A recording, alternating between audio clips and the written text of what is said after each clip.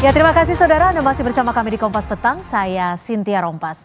Saudara, usai kalah lawan Uzbekistan, Timnas U23 langsung berbenah menyiapkan strategi melawan Irak.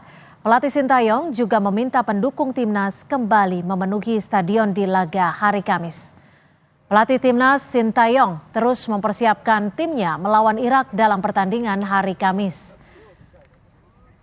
Indonesia akan kembali diperkuat Rafael Struijk di lini depan. Sementara untuk lini belakang, Sintayong juga memiliki pemain pelapis untuk mengisi posisi yang ditinggalkan Rizky Ridho. Kualitas permainan Irak diyakini tak akan lebih bagus dari Korea Selatan dan Australia. Lantas bagaimana peluang Timnas Indonesia U23 untuk menghadapi Irak dan memperebutkan tempat ketiga di Piala Asia dan tiket final menuju Olimpiade Paris 2024. Lebih lengkap kita bahas bersama pengamat sepak bola Moses Sousa dan mantan penjaga gawang Timnas Kurnia Sandi. Selamat sore Bung Moses dan juga Mas Kurnia. Terima kasih sudah bergabung bersama kami di Kompas Petang. Ya, selamat sore Mbak Cynthia, selamat sore Mas Kurnia. Bung Moses, Ya. kira-kira perspektif Anda nih, masukan Anda saat nanti melawan Irak, apa yang harus dipersiapkan Indonesia? Ya, yang harus dipersiapkan oleh Indonesia pertama dari faktor non teknis dulu ya, Mbak Cynthia ya. Siap. Coach Sintayong mengatakan bahwa setelah pertandingan melawan Uzbekistan, kita kalah 0-2, satu hal pertama yang dia sampaikan adalah pemain kita tuh terlihat gugup pada saat ingin memulai pertandingan. Dan itu memang tercermin bagaimana cara kita bermain. Berbeda saat kita melawan Yordania maupun saat kita mengalahkan Korea Selatan. Ya, kita sama sekali tidak bisa berbuat apa-apa. Sama sekali kalah segalanya dari Uzbekistan. Kita terkurung dan lain sebagainya. Nah, faktor non teknis inilah saya pikir yang harus dibenahi. Jadi pemain harus bisa lebih tenang. Dan yang paling penting, lagi-lagi ini non teknis, harus bisa lebih termotivasi. Kalau pada saat partai semifinal kita memimpikan kita masuk final kemudian juara Piala Asia, nah kali ini mimpinya adalah kita bisa terbang ke Paris. Jadi mengalahkan Irak, kita langsung terbang ke Paris. Jadi bisa lebih termotivasi. Itu dari sisi non teknis. Nah, kalau dari sisi teknis, nah ini menarik nih. Banyak pihak mengatakan bahwa ini kerugian, kita kehilangan Rizky Ridho di belakangnya, karena biar bagaimanapun Rizky Ridho ini adalah kapten tim dan juga stabilizer pertahanan kita.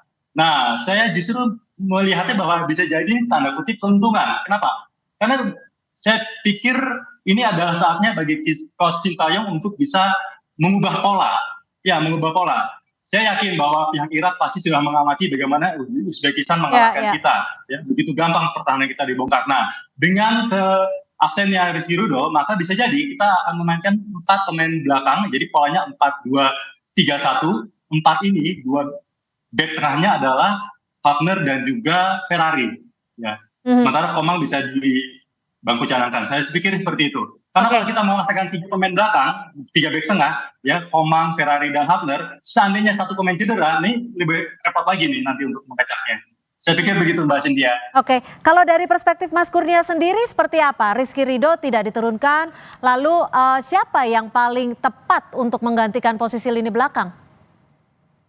Baik, saya sependapat dengan Bung Moses tadi ya, kita harus lebih berpikir tentang non teknisnya, karena kemarin kita kalah lawan Uzbekistan dan ini adalah kesempatan untuk timnas Indonesia untuk berbuat lebih banyak, sehingga kita harus menargetkan kita harus lolos ke Olimpiade Paris 2024 besok ini. Dan ini juga kesempatan yang bagus juga untuk para pemain untuk menunjukkan bahwa ini Indonesia bisa berbuat banyak di pentas dunia, di Asia, di pentas dunia pun, bahwa Indonesia bisa berbicara banyak di sepak bola, begitu. Bung Moses, lalu apa sebenarnya yang patut ataupun harus diwaspadai nanti dalam bertanding melawan Irak? Bung Moses? Baik, kita akan kembali ke Mas Kurnia. Mas Kurnia, kalau dilihat dari cara permainan Irak, apakah Indonesia patut mewaspadai bagaimana Irak memberikan perlawanannya atau pertahanannya? Ya. Saya pikir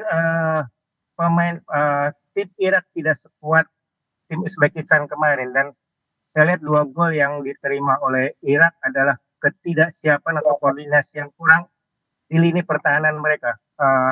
Kita lihat kemarin tim Irak juga ada sedikit miskoordinasi di belakang, meskipun mereka jarak antar pemain rapat, tapi koordinasi atau bahkan kondisi fisik mereka tidak mampu mengimbangi kecepatan dari pemain Jepang, dan ini bisa dimanfaatkan.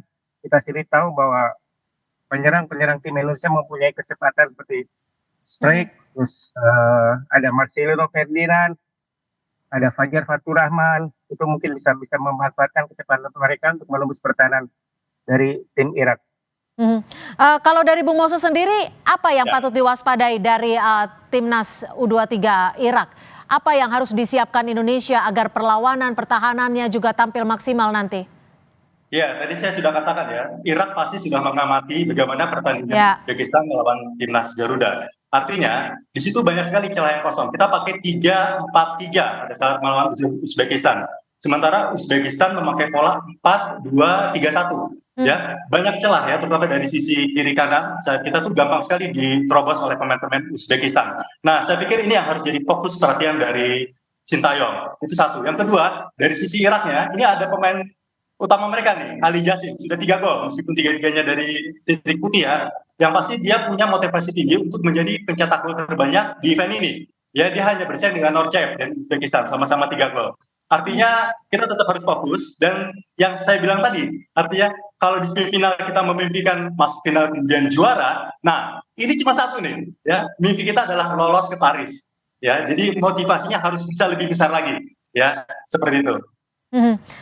Mas Kurnia, lalu menurut Anda komposisi mana yang paling tepat saat nanti melawan Irak? Saya pikir ada beberapa pergantian karena ada beberapa pemain yang akumulasi kartu ya, termasuk Kapten Rizky Ridho.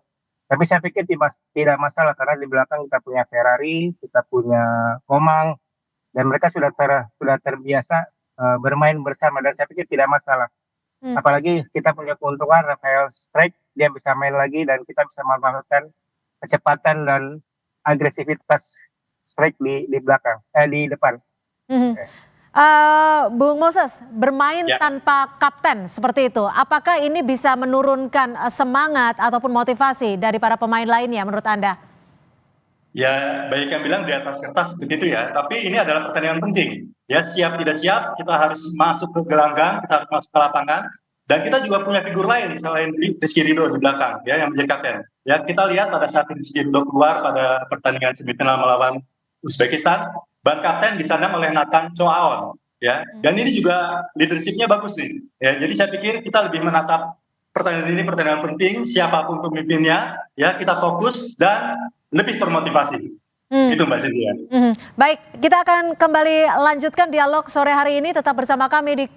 Dan terima kasih atas perspektif Anda, pengamat sepak bola Moses Sosa dan juga mantan penjaga gawang timnas Kurnia Sandi sudah bergabung bersama kami di Kompas Petang. Selamat sore.